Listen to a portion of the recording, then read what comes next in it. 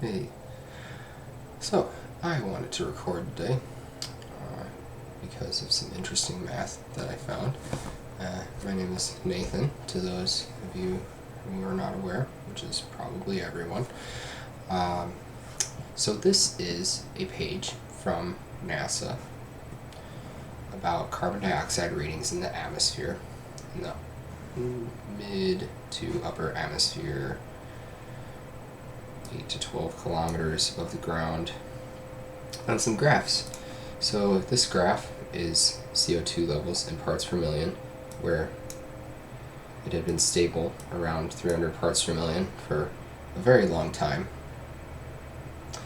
It's been increasing in recent years, and you see these cycles where it jumps up and down, up and down, up and down every year, and that is the plant cycle, this article explains, where every spring in the northern hemisphere and through the summer, the plants eat up some of that carbon dioxide. But as you can see, the carbon dioxide is outpacing the plants, at least currently. Hard to say what it'll do over time, but it's certainly a trend. Now, this is ice core data and modern instrumental data over the last 800,000 years of parts per million carbon dioxide in the atmosphere. It has never been above 300 parts per million. And then in the last 100 years, it has jumped. Its low point before this jump is about its high point now from the midpoint, in just like a blip of a time scale. Okay, that's nice. It's a great visualization. And this is what talks about CO2 decreasing through the season as plants grow. There's a kind of scary looking graph where CO2 emissions are tracked over a 20-year period, and it goes up almost 70 parts per million in about 20 years. Okay, so let's do the math that was bugging me. So over 20 years, we've gone up 70 parts per million, right? So that's 3.5 parts per million per year.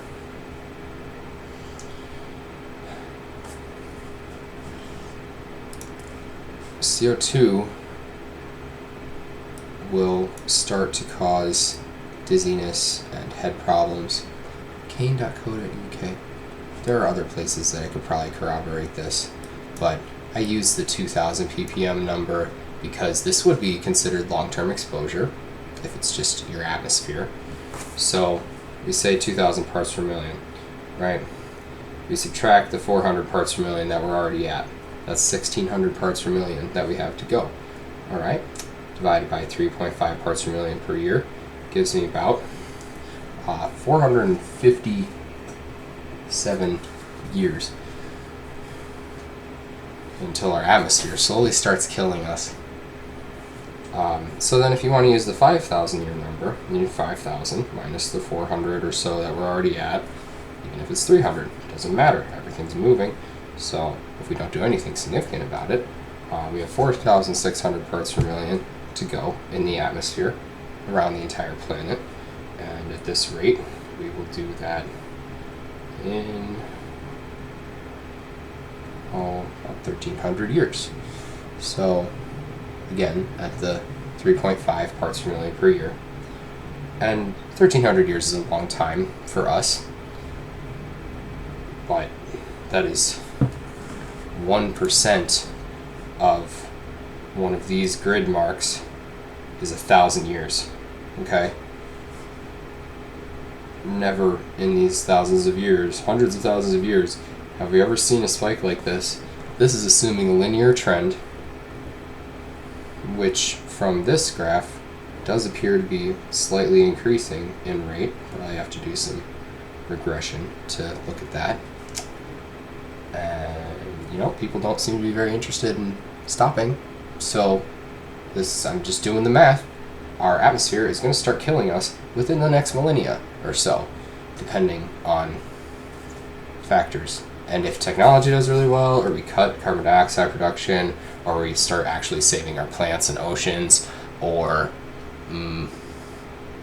we all die off or something, like, then things maybe will go back to normal. But if we keep going, we will start poisoning ourselves. So thank you for joining me today on this somewhat morbid adventure, but I just figured you'd like to know. So we'll talk to you later.